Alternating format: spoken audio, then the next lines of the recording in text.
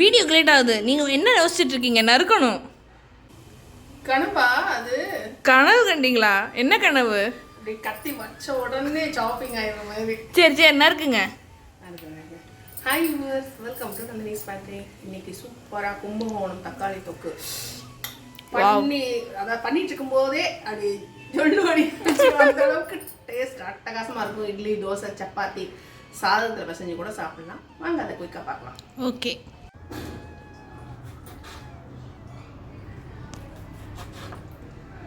இந்த கும்பகோணம் தக்காளி தொக்குக்கு வந்து 1/2 கிலோ தக்காளி, 1/2 கிலோ வெங்காயம் எடுத்துட்டுருக்கேன்.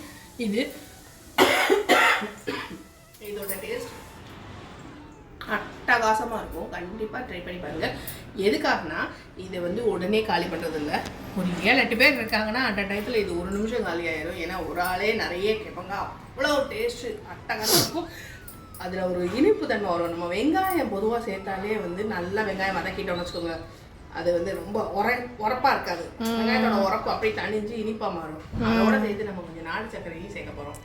அதனால இந்த தொக்கு தலையில் தான். இது எவ்வளோ நாள் வச்சுக்கலாம்? 1 மாசம் கூட வச்சுக்கலாம். பாட்டில் அடைச்சி வச்சுக்கணும். நல்ல எண்ணெய் நிறைய விட்டு பண்ணணும்.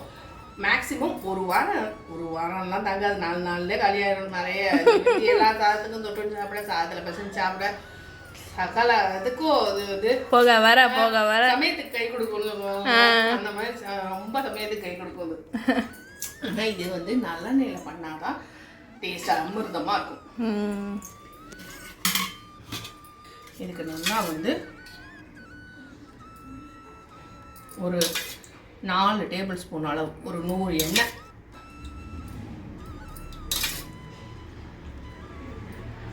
அப்புறம் நம்ம பண்ணிட்டு இருக்கும் போதே ஒரு 100 எண்ணெய், டோட்டலாக ஒரு 200 எண்ணெய் சேர்த்துக்கணும்.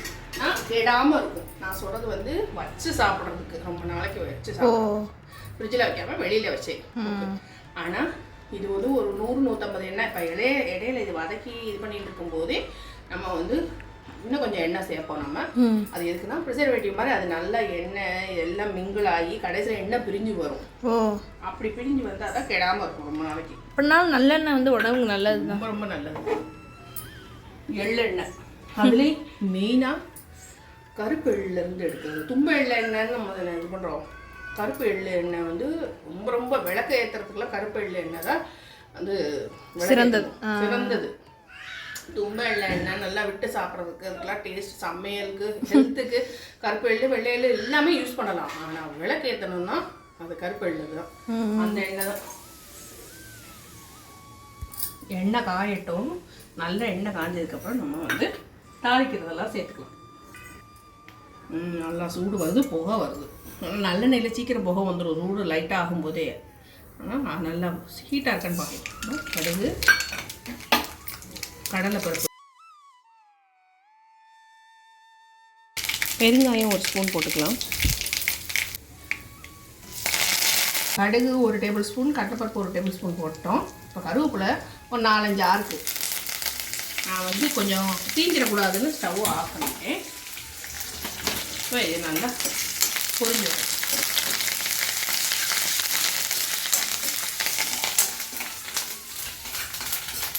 நம்ம இந்த வெங்காயத்தை இதில் சேர்க்கணும்.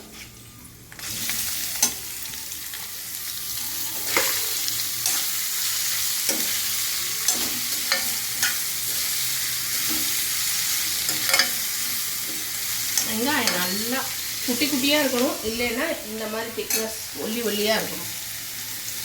அப்படி இருந்தால் தான் நல்லா வதங்கி வரும்.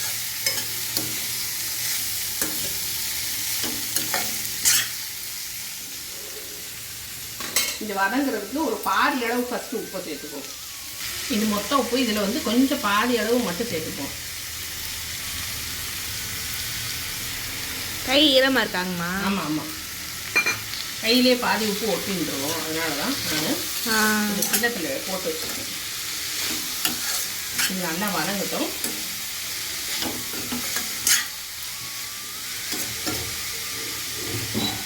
இது நல்லா சாஃப்ட் ஆகி கலர் கொஞ்சம் மாறணும். மாறும்போது தக்காளி சேர்த்துப்போம். ரொம்ப ஈஸியாக பண்ணிடலாம். இதெல்லாம் பண்ணி கொடுத்தீங்கன்னா பேச்சுலர்ஸ்க்கெல்லாம் ரொம்ப யூஸ்ஃபுல்லாக இருக்கும். அழகாக அவங்க ஒரு சாதத்தை மட்டும் வடித்தா போதும். அது நல்ல ஹெல்த்தியானது தான். நல்லெண்ணெயில் பண்ணுறோம். வெங்காயம் தக்காளி தான் வீட்டில் இருக்கிறது தான்.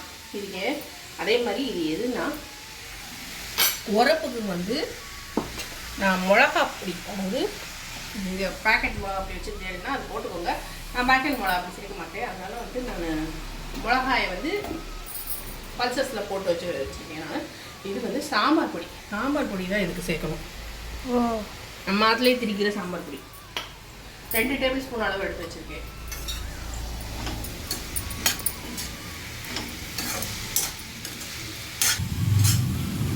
பக்கத்துலேயே இருக்கணும். இது வதங்க வதங்க அதில் உள்ள தண்ணி எல்லாம் வெளியே வரும். ஆமாம். அது வந்து இது எவ்வளோ நிறைய இருந்தது. ஆமாம், கொஞ்சமாக எடுத்து வாசனையும் வர ஆரம்பிச்சிச்சு கொஞ்சம். ஆனால் இந்த தண்ணி வந்து தண்ணி கொஞ்சம் வற்றும். இதில் இருக்க தண்ணி விடும், வெங்காயத்தில் உள்ள தண்ணி அதை விட்டு கொஞ்சம் வற்றி வரும்போது நம்ம தக்காளி சேர்க்கணும். இதுக்கு வந்து நாட்டு தக்காளி சேர்த்தா தான் டேஸ்ட் அட்டகாசமாக இருக்கும். பெங்களூர் தக்காளி நல்லா குவான்டிட்டி நிறையா இருக்கும், நல்லா சதப்பட்டு நிறைய குண்டு குண்டாக இருக்கும். ஆனால் வந்து அதில் வந்து டேஸ்ட் அவ்வளோ இருக்காது. நாட்டு தக்காளி தான் டேஸ்ட் நல்லா இருக்கும்.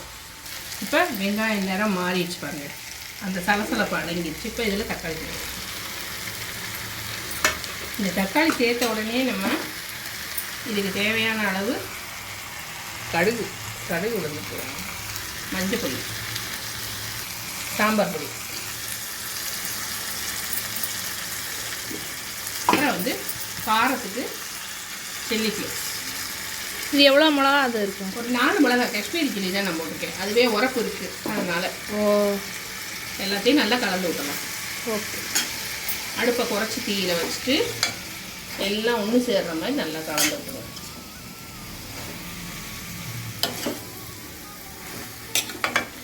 அதாவது சாம்பார் பொடி வந்து 2 டேபிள் ஸ்பூன் போட்டிருக்கீங்க. இந்த இது வந்து 4 மிளகாய் வந்து பவுடர் பண்ணி போட்டிருக்கீங்க. ஆமாம், 1 ஸ்பூன் மிளகாய் பொடி. அதாவது காரம் நல்லா இருக்கிற மிளகாய் பொடினா 1 ஸ்பூனே போதும். ஏன்னா சாம்பார் பொடியில் வந்து உரப்பு இருக்கும், கம்மியாக இருக்கும்ல. மித்த பொருள்லாம் ஆமாம், நம்ம தோரம்பருப்பு இதெல்லாம் சேர்க்கறனால, மல்லி மிளகு ஜீரகம் அதெல்லாம் சேர்க்கறதுனால வந்து உரப்பு கம்மியாக இருக்கும். மிளகுகளோட உரப்பு தான் நமக்கு, மிளகாத்தலோட உரப்பு இருக்காது. மிச்ச வீட்டில் திரிக்கிறதுலாம் மிளகு கம்மியாக தான் போடுவா. அதனால் வந்து மித்த மல்லியெல்லாம் சேர்க்கறதுனால சாம்பார் பொடி வந்து உரப்பு ரொம்ப இருக்காது. அதனால் வந்து சில்லி ஃப்ளேக்ஸ் அந்த மிளகா வத்தல் பொடி போட்டுக்கேன் நான். இப்போ வந்து இந்த நேரத்தில் வந்து நம்ம எக்ஸ்ட்ரா ஒரு 2 டேபிள் ஸ்பூன் அளவு எண்ணெய் சேர்த்துக்கலாம்.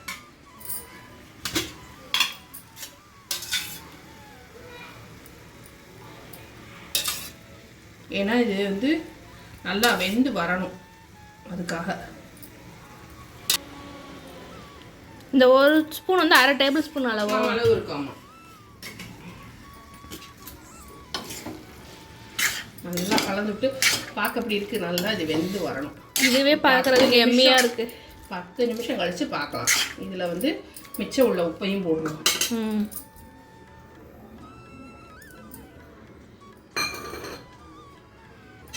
உப்பு போட்டுட்டு நல்லா கலந்து விட்டோம். வா, வாசனையாக இருக்கு.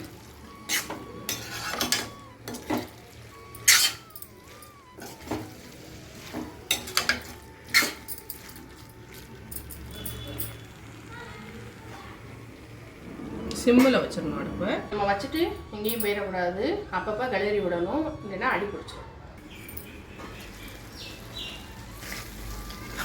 அப்பப்போ நல்லா இது பண்ணி விடணும். நாட்டு தக்காளியாகவே யூஸ் பண்ணுங்க. இதில் வந்து 2 மிக்சிங்காக இருக்குது எனக்கு. பெங்களூர் தக்காளி நாட்டு தக்காளி 2 மிக்சிங், அதான் கொஞ்சம் வேகிறதுக்கு தான் ஆகுது. நாட்டு தக்காளி சீக்கிரம் வதங்கிடும், புளிப்புத்தன்மையும் அதில் நல்லா இருக்கும். இதுவே நல்லா மேஷ் ஆக ஆரம்பிச்சிச்சு. இப்போ இதில் நம்ம 1 டேபிள் ஸ்பூன் அளவு நாட்டு சக்கரை எடுத்து வச்சுருக்கோம், அதை இதில் சேர்த்துக்கலாம். வெல்லம் இருந்தாலும் வெல்லத்தை சேர்த்துக்கோங்க, ரொம்ப சௌரியம் தான். இது இன்னும் நல்லா எண்ணெய் பிரிஞ்சு வரும். நான் அப்பப்போ இந்த எண்ணெய் 1-2 வதங்காமல் இருக்கு பாருங்கள், அதுதான் பெங்களூர் தக்காளி. நாட்டு தக்காளி வந்து ஈஸியாக மேஷ் ஆயிரும். தொக்கு இதை அப்படி அள்ளி வச்சு தோசைக்கு இட்லி தொட்டுனா தலைகீழ இருக்கும். இது நல்லா எண்ணெய் பிரிஞ்சு வரட்டும். ஒரு 10 நிமிஷம் நல்லா 1/4 மணி நேரத்துக்கிட்டே ஆயிடுச்சு, 10 நிமிஷத்துக்கு கூட ஆயிடுச்சு. வாவ், நல்லா எண்ணெய் பிரிஞ்சு வருது. ஆனால் இன்னும் கொஞ்சம் நேரம் அடுப்பில் இருந்தால் நம்ம வந்து தாராளமாக 1 வாரம் வெளியில் வச்சு நம்ம யூஸ் பண்ணிக்கலாம். இன்னும் ஓரளவு நல்லா மேஷ் ஆயிடுச்சு. இன்னும் கொஞ்சம் எண்ணெய் நல்லா பிரிஞ்சு வரட்டும். இதையே வந்து நம்ம சாதத்தில் பிசைஞ்சு சாப்பிட்டோம்னா செம்மையாக இருக்கும்.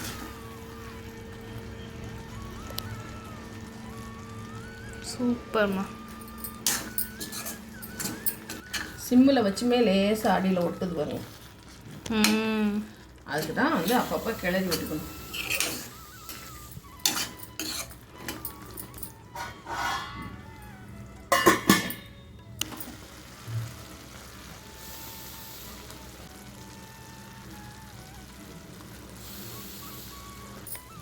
சூப்பராக ரெடி ஆயிடுச்சு.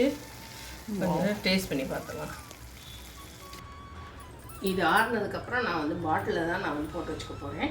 மேக்ஸிமம் 4-5 நாளில் காலி பண்ணிடுவேன். ரொம்பலாம் ஸ்டாக் வைக்க மாட்டேன் நான். எதுவுமே ரொம்ப பழசாக்கி சாப்பிட்றதில்ல. அதில் என்ன இருக்குது ஹெல்த்து.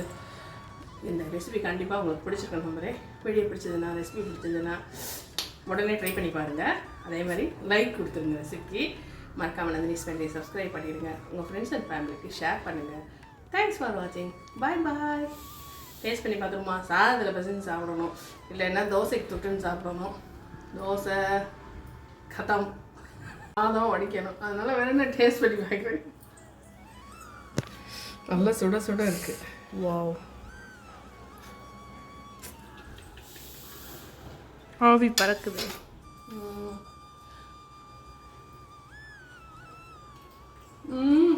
இனிப்பாக இருக்குது. உனக்கு வயிறு வலிக்க போகுது. எல்லாம் ட்ரை பண்ணி பாருங்க. நீங்களும் ட்ரை பண்ணி பார்த்து எப்படி இருந்ததுன்னு கண்டிப்பாக கமெண்ட் பண்ணுங்கள். தேங்க்ஸ் ஃபார் வாட்சிங். பாய் பாய். வாவ், தண்ணி பற்றக்கூடாது. அப்படி இருந்தால் வெளியில் இருந்தாலும் 1 வாரத்துக்கு கெடாது. நல்லா எண்ணெய் விட்டு நல்லா பண்ணியிருக்கோம். தண்ணி படாமல் ஈவினிங் டயத்தில் ஓப்பன் பண்ணாமல் இருந்தாலே கெடாது. கண்டிப்பாக ட்ரை பண்ணி பாருங்கள். பாய்.